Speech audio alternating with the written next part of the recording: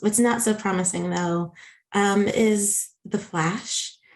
We're gonna we're not doing a review this episode of our pod, but as y'all know, the Flash season 8 has been a little mixed for us, and with the news of Jesse L. Martin not being a series regular in season 9 of the show, I'm preparing to be continue to be mixed as we go forward. Not that I'm not happy for him because he's going to be the lead of the NBC pilot, The Irrational. He'll play Alec Baker, who's a renowned behavioral science professor who consults on cases but gets thrown for a loop when he meets his match, a female domestic terror suspect. Like that's exciting for him. So excited about that. Not excited to not see Joe as much on The Flash. Yeah, on one hand, I didn't see it coming because he's been such a regular part of the show. You'd think a show like that would want to hold on to their veterans, considering they've only three now left. But on the other hand, from a story standpoint, we could absolutely see it coming because even though Joe's been a regular for the last 6 or 7 seasons, it's only the last 3 or 4 that haven't really made use of him that much. He's saved for when Barry's at his tipping point. It needs someone to pep talk him in the right direction. And he comes in and delivers one of those Emmy-worthy speeches. But aside from that, there isn't much going on with Joe, and the show isn't using him well. In fact, probably their best use of him in the last 3 or 4 years was the Armageddon story where he was killed off screen and Barry had to figure out how to bring him back to life. So that was a good use of Joe because he was left out and we noticed it. Whereas it seems like most of the show's run, he's now being left out and we're not supposed to notice it. So I can understand why they're moving in that direction. But it's such a shame because it didn't have to be that way. I feel there was always place for Joe in the show. He is the heart of it. In one scene, he can, and he, like, believe me, he's only been in a lot of one scenes, but in one scene, he can steal the episode away from someone else when the episode's focused on someone else. That's how powerful an actor Jesse is. So I don't want to imagine the Flash without him. The show has not made it easy for us because it's made we know what it's like without him now because he hasn't shown up an awful lot. But that doesn't mean I want to imagine a Flash without him showing up at all. The good news is that he will be back hopefully in a recurring basis and might appear in up to 5 episodes of season 9.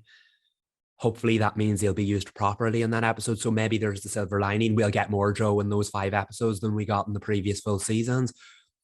But yeah, particularly because this week's episode of The Flash struck some season 1 chords. I don't want to imagine a Flash that feels less and less like season 1, and taking Joe West out of it will make it feel less and less like season 1. Yeah, because currently, like you said, he's in for like one important conversation with Barry, which isn't necessarily a problem until that keeps happening episode after episode after episode. It does feel like Cecile is taking that role in Barry's life, and I'm not that jazzed about it. Not because the actress isn't good at what she does, she is, but that it just feels like that should be Joe's role in Barry's life, that he should be more involved in the goings on, especially when you think of like Iris's time sickness, and that man, for whatever reason, is calm. Like, he's totally absent.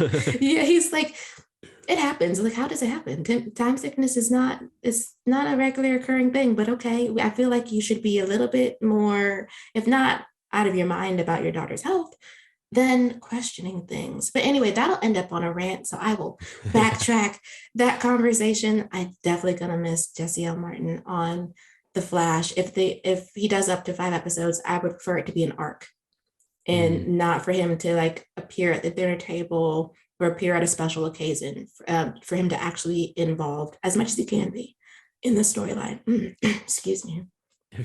That's a good way of putting it, because I totally agree with that. That Armageddon, he was only in one of the 5 episodes because the character had been killed off. But that was a great use of the Joe character as a device to move the plot forward, rather than just bringing him in for a dinner conversation or a I love my family pep talk, because even though that's Joe's bread and butter, the show relies on that too much.